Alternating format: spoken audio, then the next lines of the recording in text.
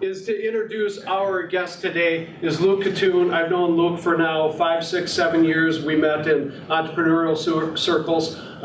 His business is based here in Eden Prairie, so we'll continue the theme of starting here with all of our Eden Prairie-based companies. And he is the best dressed person for all of our meetings so far, so I think it's just awesome that an entrepreneur is wearing a tie. Thanks so much for coming on out, Luke, and we look forward to hearing about table delivery. Thank you, Patrick. Oh my gosh, It's coming. and we have a tradition at 1 Million Cups where we start off our speaker with a standing ovation, so everybody stand up. All right.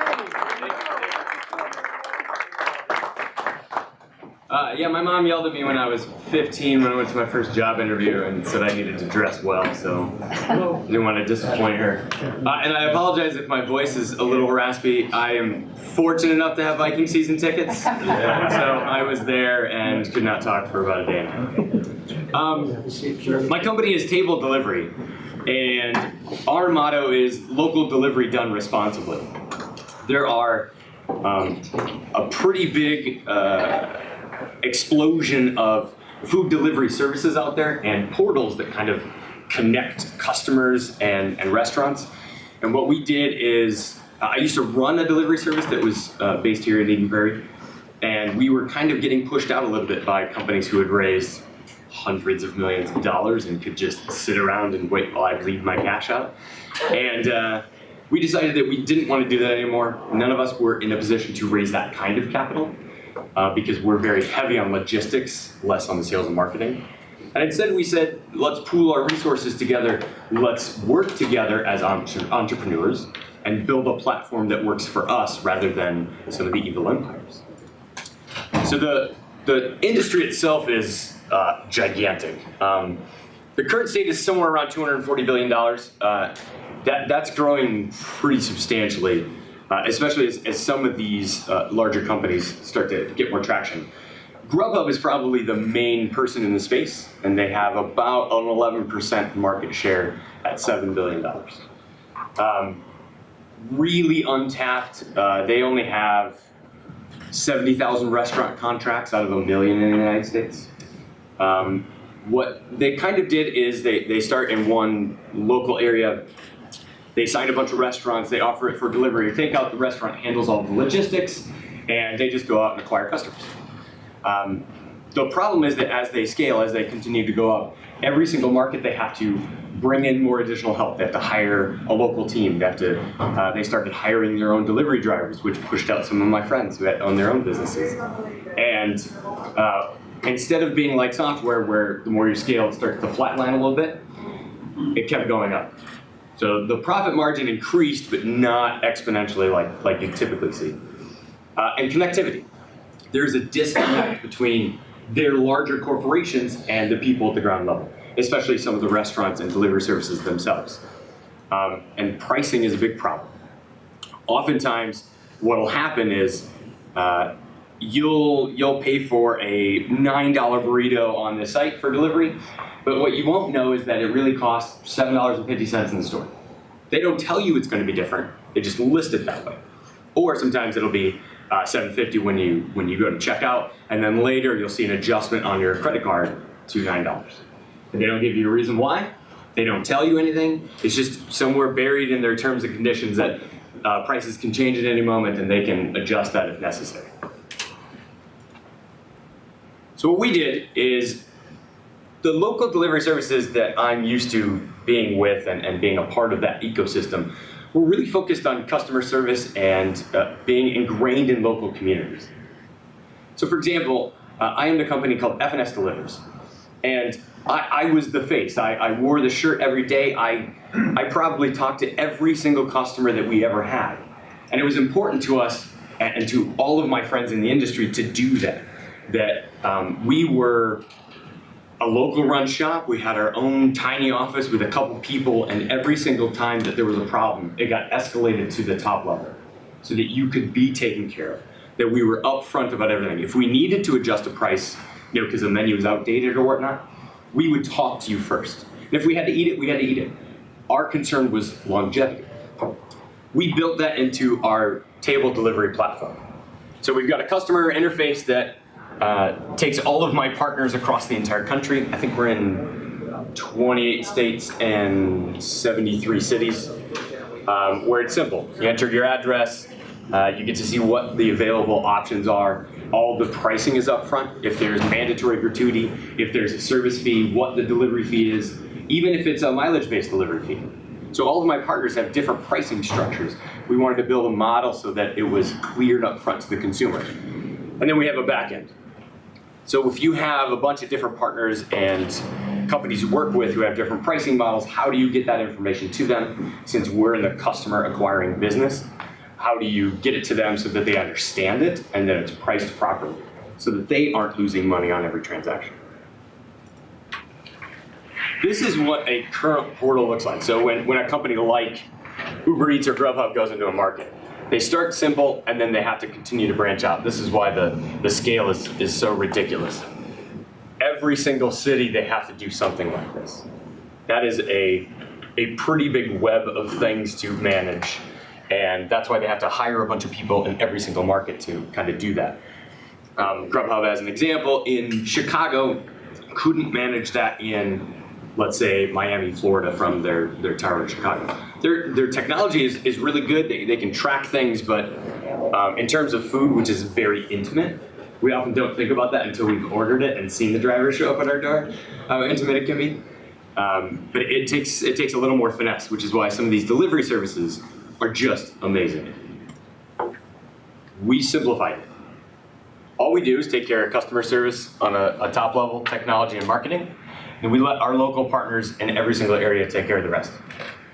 We have the ability to connect with them. So if I'm doing an order in Fayetteville, North Carolina, and there's a problem, I can speak to the customer from Eden Prairie, and then if I have to escalate it, I can send that message directly to Keith Collins, who's the owner of Speedwaiter in North Carolina. And then he can physically touch that customer and say, we're sorry, this is how we're gonna take care of that. Not only can we do that, but because we're working together, we can offset that. So where Keith would normally have to eat the cost of, let's say, a free delivery fee, and then try and yell at someone else who got that order and did it wrong, we work together, so we'll split that cost. But then we also have the ability to split marketing costs and trying to get more customers together. Because the more we succeed, the more they succeed. And then we have probably the most amazing team I can imagine. We kind of incubated over about a year and a half of trying to figure out how this works because we are all independent to begin with. I'm a part of the Restaurant Marketing and Delivery Association, and they have a conference every year. There's, I think, almost every state and a couple countries are represented. And Paul Burrell, who is the president of the RMDA, kind of tried to spearhead this, and they really got behind us and tried to instill that we as a collective unit could fight back against these billion-dollar entities when some of us are only making a couple $1 million, which is fine if you're a small family-owned business. There's nothing wrong with that. But when a company comes in, looks at your data, and then can just wait you out, push you out, that's a problem to us. So you've got me. I was with F&S. I've been in the food industry my entire life. It's got certainly some ups and downs, but the customer interactions for me are by far, I could have one good customer every 3 months, and that'll fill my cup for a long time. Emily Broski, she's been in the restaurant delivery service industry for over 20 years herself. She is the COO of Delivery Now in Newark, New Jersey. She has pretty much seen it all. And then Paul Burrell, obviously being the president. I think at this moment he's the longest tenured delivery service individual in the country. He just celebrated his 25th birthday. Well, he's not 25. The business is. But he remembers doing business where it was literally writing things out on carbon paper, setting it on the floor, and hoping a driver would come back at some point. Because there were no cell phones, he graduated to radios, but when a customer would call and say, "Where's my food?" it was, I think it's going to be here this time. Obviously, technology has changed, and we've kind of tried to lead that sector and help connect the two. And that is table delivery. Awesome. Thank you.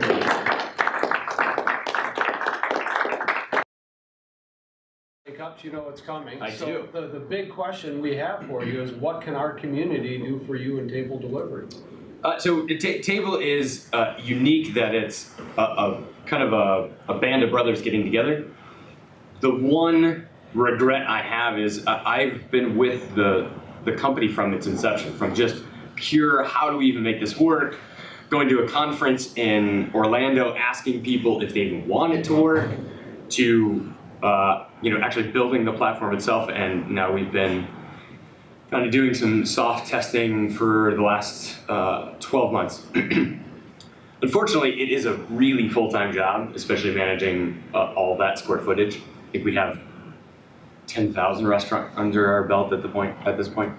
So I was forced to make a choice, my personal delivery service or the greater good. So I make the greater good, which is fine, I love it, but that means that I'm based in Eden Prairie and I have no coverage in Eden Prairie or Minnesota. So the best thing I could ask from the group is connections so that I can get back into the restaurant community here so I can put those things on there.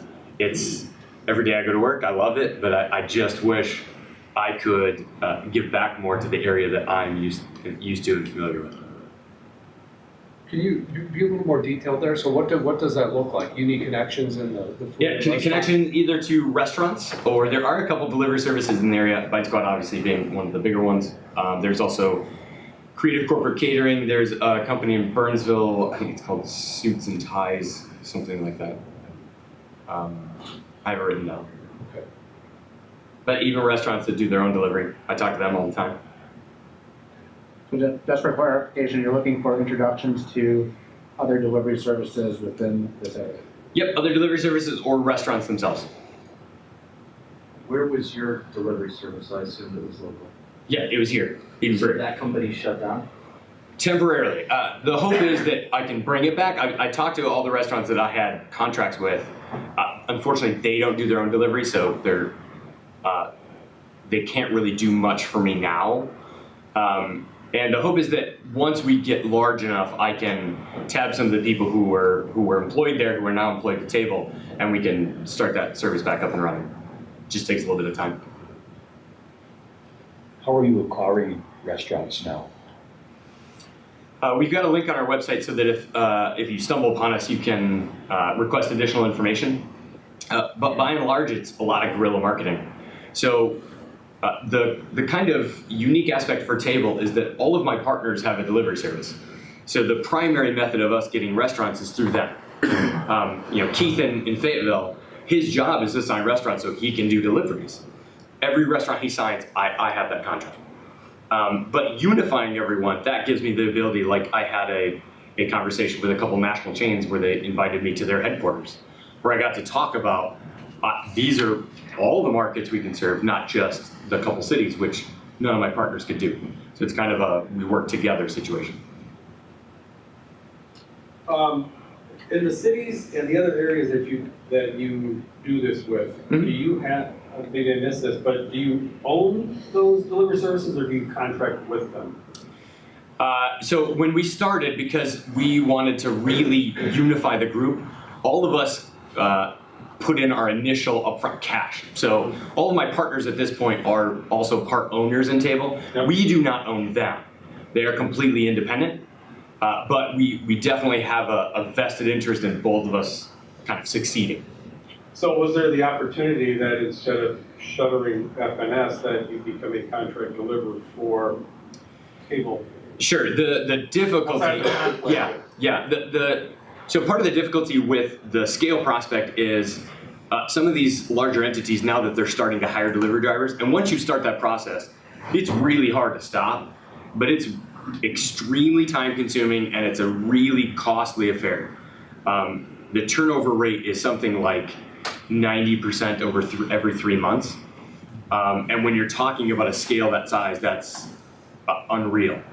I've heard rumors that the majority of the marketing Uber does is just to get drivers. So we don't want to do that. I don't want to go hire drivers and become that thing. I will do some things to push drivers towards my partners.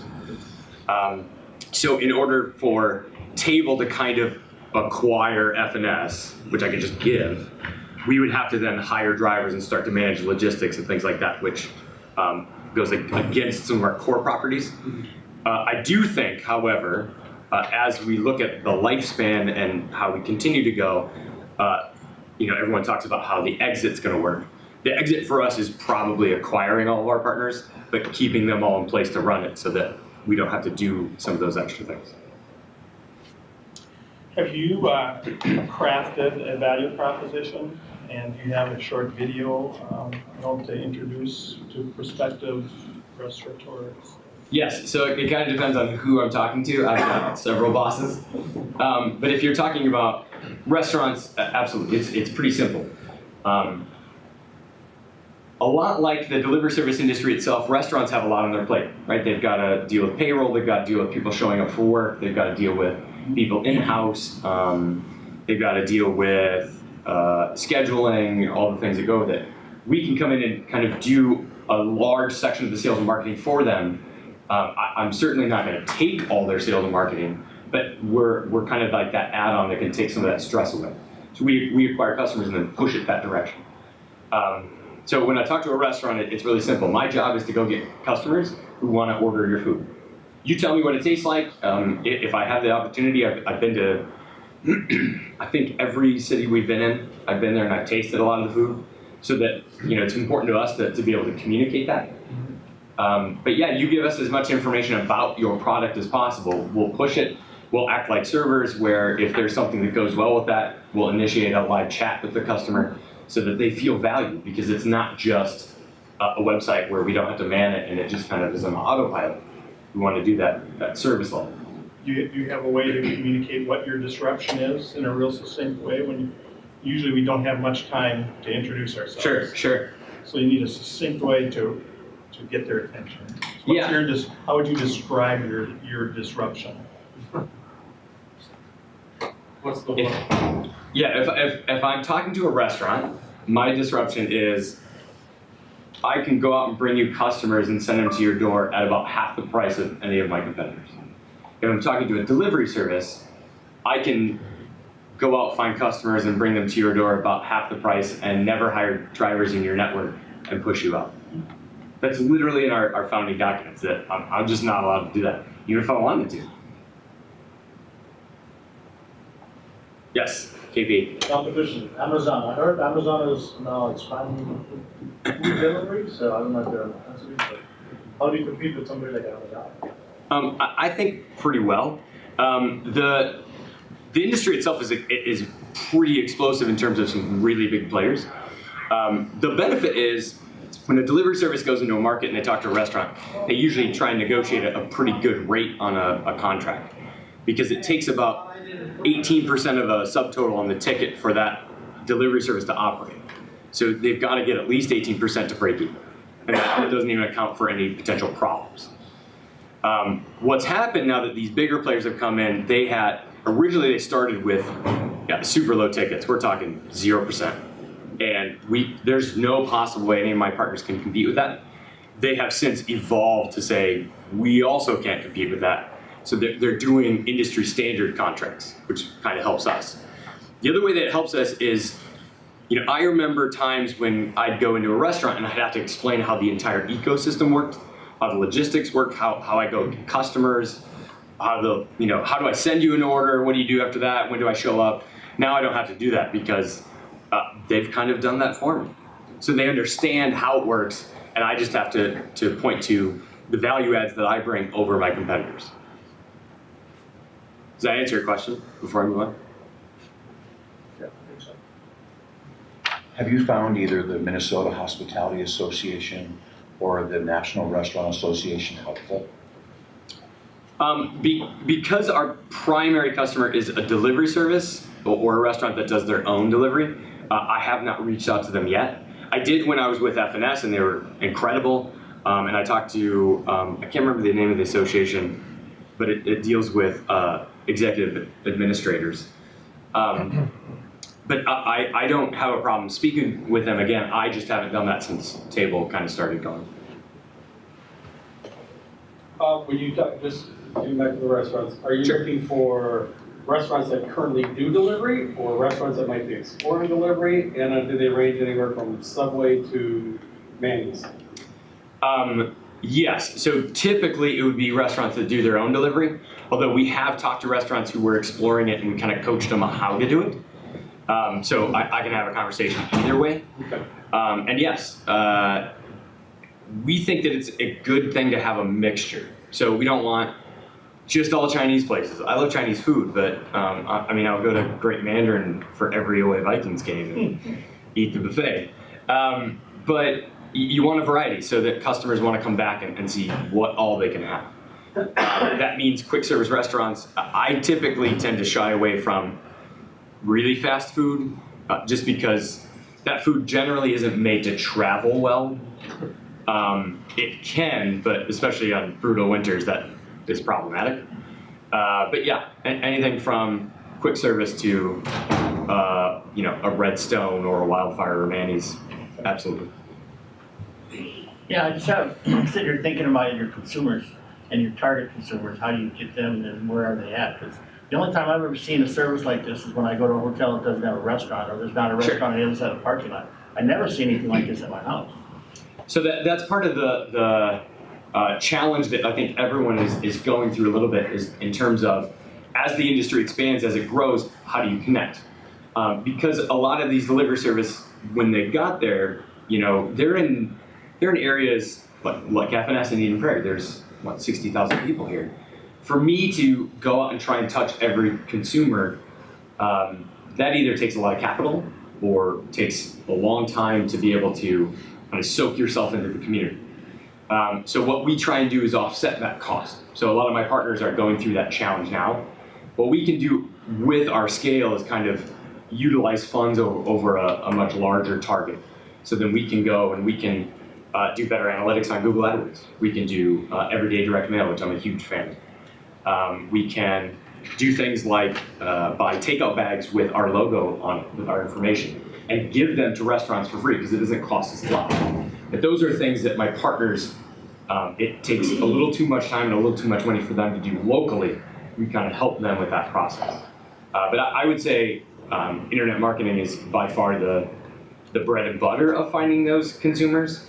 But we're used to guerrilla marketing tactics. So every time I go into a market where we are prevalent in, I'll go visit the chamber. I'll go visit, any local groups that are going on, like that I find on Meetup, so that I can talk to people and find out what do you want, how can we better serve you, so that you feel taken care of. What's your strategy long term to go? I understand guerrilla marketing, but guerrilla marketing is not scalable. At some point, it's expensive to do in human capital and real capital. Sure. And as you mentioned, the national levels, and you had asked about, hey, give me restaurant names as an entry, and the national associations have access to that as a conduit. I'm wondering what's your strategy to go from guerrilla marketing to a more scalable or cost-effective marketing campaign to get to the local and the national customers and chains? So there's kind of a two-part answer to that. The first is, I think some of the things we're doing from a long-term perspective are already in place. Google AdWords and really diving down into our analytics so that we can see what areas, what's our cost per conversion, what time of day are they highest so that we can maximize our budget spend. And a lot of my competitors spend money at like 3 a.m., which is great, but I don't know many restaurants that are open at 3 a.m. That's just throwing money out the window. We know what it's like to really be stingy with money, so we can kind of make decisions better. But I will say on a second kind of part to that, I agree that guerrilla marketing is not a sustainable thing in terms of a scalable object, but that's kind of the mild brilliancy of Table, so that all my partners, we have a contract with them that I can't go and compete against them, that I have to send every order to them, and they have a financial stake in us being independent. So I can find leads and I can do those things and send it to them, and they can take care of all the guerrilla marketing, which costs us no money at all. Because they know that I generated that customer, I generated that interest, and then they can start sharing in that information as well. Especially as you shift the guerrilla marketing to them, that's part of their cost structure against what they earn. Sure. Therefore, they can't continue the guerrilla marketing as well. So how do you help them make that next step as well? Because I think that as you do that, everybody's profit will increase. Yes. And then to the Amazon question, you'll be able to, feels like you'll be able to attack that issue. Yeah, I think it boils down to targets. So when I'm sitting in Eden Prairie, I'm thinking about what are the corporate areas around. We've got C.H. Robinson, we've got Super Value, we've got all these companies. How do I get in the door? How do I get past the gatekeeper? How do I, start to really seep into those areas where normally, because table's a little more of a bigger entity, I can penetrate those a little easier and send it down, so that I actually end up causing them less work to do and less time to do it. And also in terms of, let me go back a little bit, the Amazon question. Because of that scale process, because of how this all costs, they end up only making about 8 cents an order for every order they do. Whereas because we're oftentimes pushing a lot of these operational costs down to our partners who are doing it already, so it's not actually more effort on their end, we end up making $6 an order. So that's also how you compete against it. We have time for one more brief question. All right, talk on. I'll go with you. Have you thought about that you start up as kind of the franchise, the deliveries? So just kind of like Uber, hey, you can own your own business, you can do this, you can be in that area. Absolutely. And there are areas we've had those discussions. I think we want to invest time and resources into them, so we want to make sure that we can do that properly and give them the best opportunity to move ahead. Cool. Well, with that, let's give Luke a